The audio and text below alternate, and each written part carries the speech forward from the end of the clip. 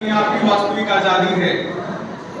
आज स्वतंत्रता दिवस है और आज के इस पर्व के दिन हम सभी एकत्रित होते हैं और अपने क्रांतिवीर इस धरा के पुत्रों को याद करते हैं, उनके बलिदानों को याद करते हैं और इस आजादी का पर्व मनाते हैं। लेकिन हम सभी कहीं न कहीं उस आजादी के पीछे रहस्य को समझ पाने में अक्षम खुद को पाते हैं। दोस्तों, ये आजादी है क्या? जब हम आजादी की परिभाषा की ओर ध्यान देते हैं तो हम पाते हैं कि आजादी और गुलामी दोनों एक साथ चलने वाले वो प्रक्रिया है। जो जितना आजादी और गुलामी उतना ही सत्य है जितना जन्म और मृत्यु। गुलामी से आजादी की ओर जाने वाली प्रक्रिया को हम संघर्ष कहते हैं और जन्म से मृत्यु की ओर जाने वाली प्रक्रिया को हम जीवन कहते हैं। शायद इसीलिए किसी महान व्यक्ति ने कहा है कि संघर्ष ही जीवन है।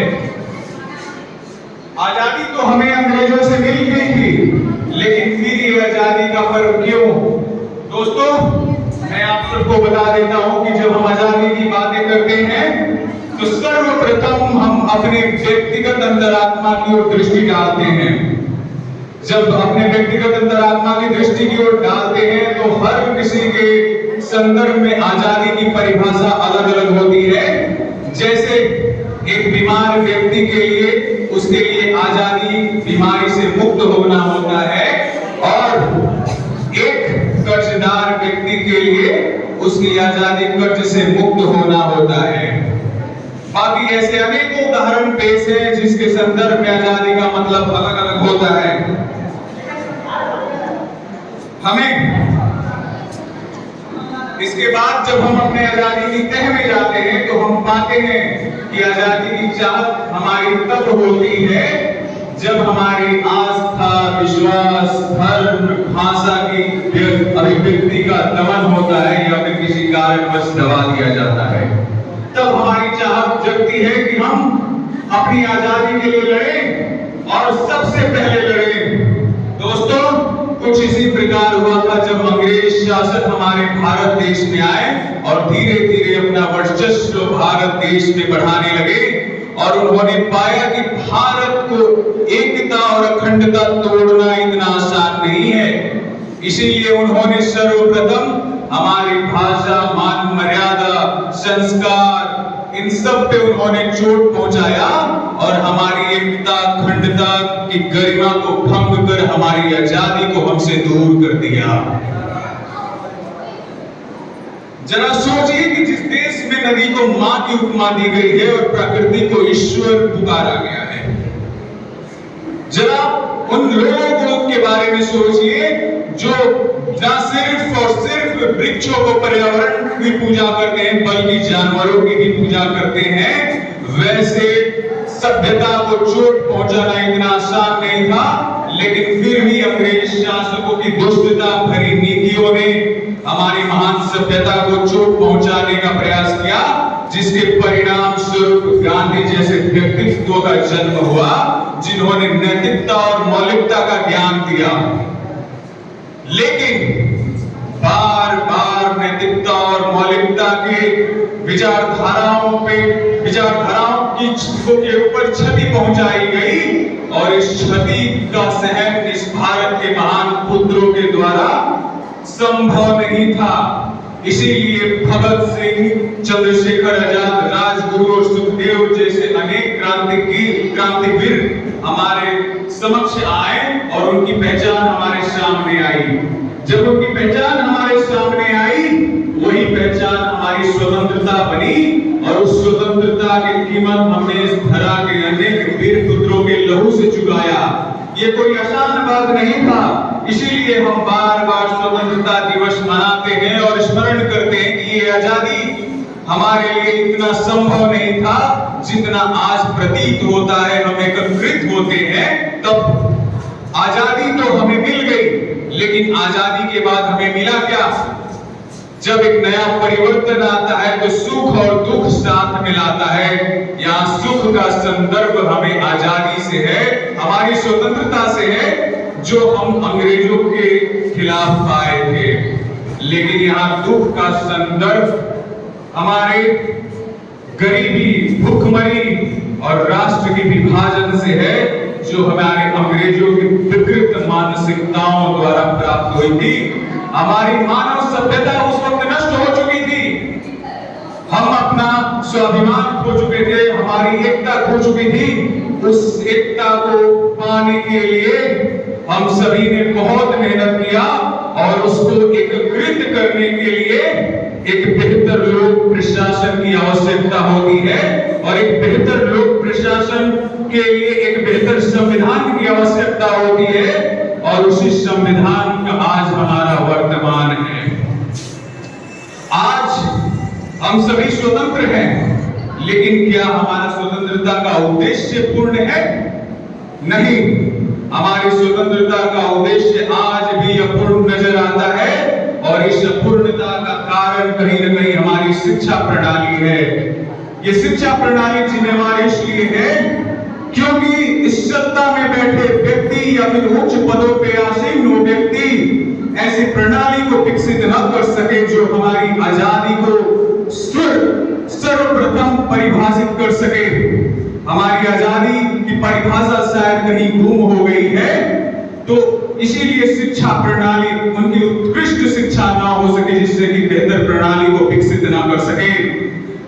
आज इसीलिए गुरु की गरिमा सबसे महत्वपूर्ण हो जाती है कि जब हम शिक्षा प्रदान करें तो उत्कृष्ट शिक्षा प्रदान करें। आज हमारे समाज में कई भी कुरीतियां हैं, विकृतियां हैं, इसका जिम्मेवार भी मैं शिक्षक को ही ठहराऊंगा, क्योंकि शिक्षक के उच्च शिक्षा प्रदान करने से राष्ट्र का कल्याण होता है। लेकिन जब शिक्षा में कमी हो तो हमारा देश गुलामी की जंजीरों से होते हुए विनाश की ओर जाता है और ये हमेशा विनाश की ओर ही होते रहता है। आप शिक्षकों के लिए मैं एक बात बता देना चाहता हूं कि जब आप गुरु की गरिमा को प्राप्त करते हैं तो गुरु की गरिमा कोई इतनी आसान नहीं है। ये बहुत बड़ी जिम्मेवारी है जिसे आप सभी को निभाना है। हो सकता है कि आपके निजी जीवन में आप अमर्यादित भाषा का प्रयोग करते हो, अशोभनीय आचरण करते हो, लेकिन जब आप गुरु बनते हैं तो आपको इन सभी का त्याग और बलिदान करना पड़ता है, क्योंकि गुरु के लिए श्रेष्ठ गुरु जो होता है अपना श्रेष्ठ आचरण जब प्रस्तुत करता है तो एक शिष्य के लिए सबसे श्रेष्ठ आचरण गुरु का होता है।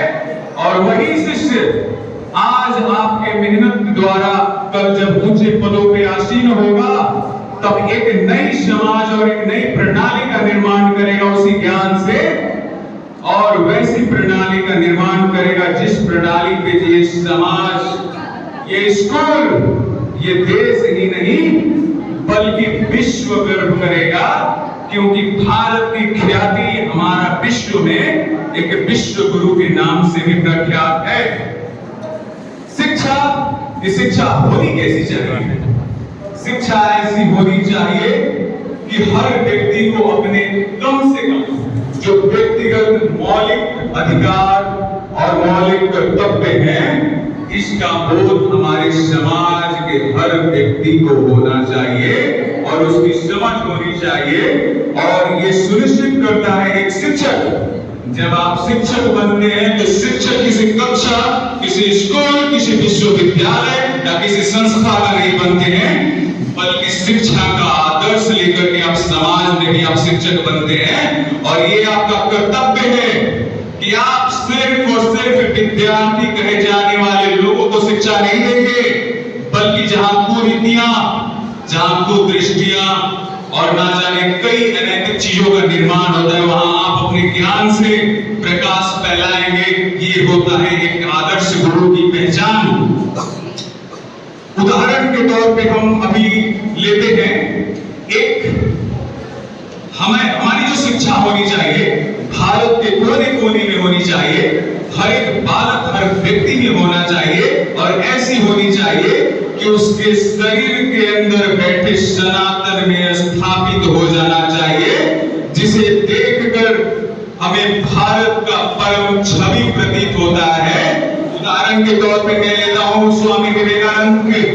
स्वामी विवेकानंद जी जब विदेश में गए थे तो उन्हें ज्ञात था कि वो भारत का प्रतिनिधित्व कर रहे हैं। जब वो भारत के प्रतिनिधित्व कर रहे हैं तो उन्हें यह भी ज्ञात था कि भारत उनका धरती मां के गोद में सोता है।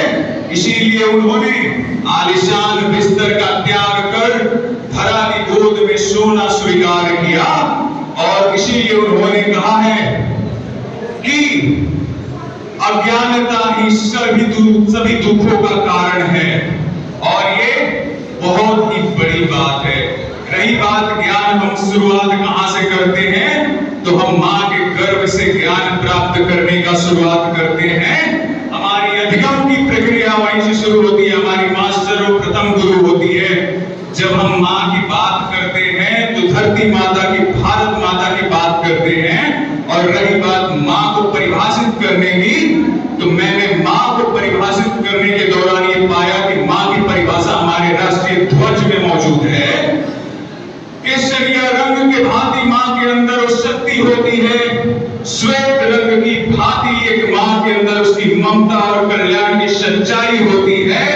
धरती, हरा रंग जो है धरती की प्रकृति की जो प्रतीक होती है, वो ऊर्जा की प्रतीक होती है। एक सकारात्मक ऊर्जा का निर्वहन और प्रवाह मां अपने पुत्र में निरंतर करते रहती है, जो हमारे सुख चक्र का भी पहचान है। वो 24 घंटे निरंतर लगी रहती है तो उसका पुत्र कैसे राष्ट्र की एकता के लिए, राष्ट्र के कल्याण के लिए अपना योगदान देगा। शायद एक गुरु को भी एक मां की तरह होना चाहिए। जो मां अपने बच्चों में भेद नहीं करती है, उसी प्रकार किसी गुरु को अपने शिष्यों में भेद नहीं करना चाहिए। एक शिष्य हो सकता है कि आपकी नजर में मंदबुद्धि हो, लेकिन ये एक बात आप सोच लीजिए कि प्रकृति ने कभी किसी को अपंग नहीं बनाया है। उसकी शिक्षा, उसकी दिव्यता उसके अंदर में मौजूद होती है। और यही दिव्यता हमें आवश्यक है अपने राष्ट्र कल्याण के लिए। जब आप शिक्षक बनते हैं तो एक कल्याणकारी बात करते हैं। आप अपने एक शिष्य को मार्गदर्शन करते हैं और शिष्य आपके ऊपर विश्वास करता है, क्योंकि एक गुरु एकता का ज्ञान देता है, अखंडता का ज्ञान देता है, वसुधैव कुटुंबकम का ज्ञान देता है। इसीलिए गुरु ज्ञान को सार्वभौमिक कहा गया है। हम जब भी अपने शिष्य को शिक्षा देते हैं तो हम उससे उम्मीद करते हैं कि वो एक बेहतर राष्ट्र निर्माण के लिए अपना योगदान देगा और अपनी ख्याति को सर्वप्रथम प्राप्त करेगा। मैं अपनी वाणी को विराम देना चाहूंगा सिर्फ एक शब्द, एक लाइन कहने से, जो गीता में भगवान श्री कृष्ण ने कहा था कि जब परंपरा पुरातन हो जाए तो उसका अंत आवश्यक है, क्योंकि नव निर्माण आवश्यक है। और यही शिक्षा का सच्चा परिणाम है।